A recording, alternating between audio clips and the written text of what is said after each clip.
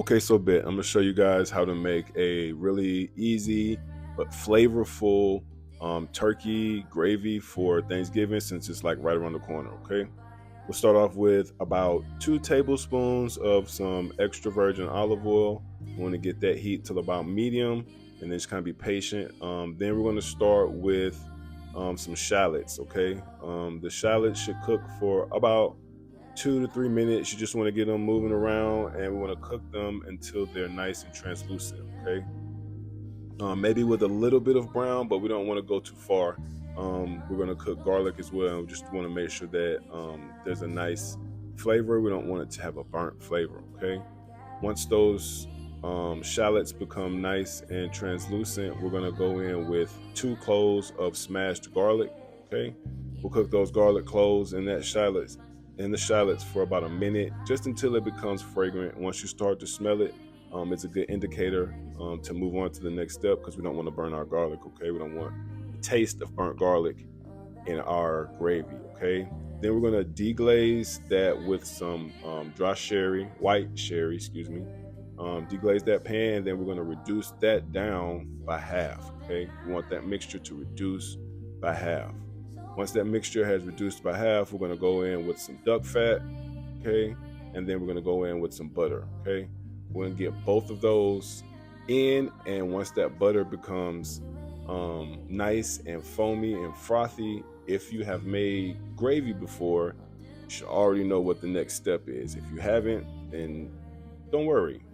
The next step is we're going to add in equal parts of flour. Okay, so however much butter and duck fat we added, we're going to add in equal parts flour. That's a key component of making gravy. If you've never made gravy before, it's always equal parts fat, equal parts flour. Okay, we're going to add that flour in, we'll get it mixed around, and we're just going to cook that roux. Now we have a roux, right? We're going to cook that roux until it's nice and golden to medium brown, dark brown. Okay, once that mixture reaches the color, right, that we are okay with, you might like it light, you might like it dark, we're going to switch to a whisk and then slowly drop in a cup or two, depending on how much of your fat and flour mixture you had of turkey stock into. Okay, the recipe will be in the description, don't worry.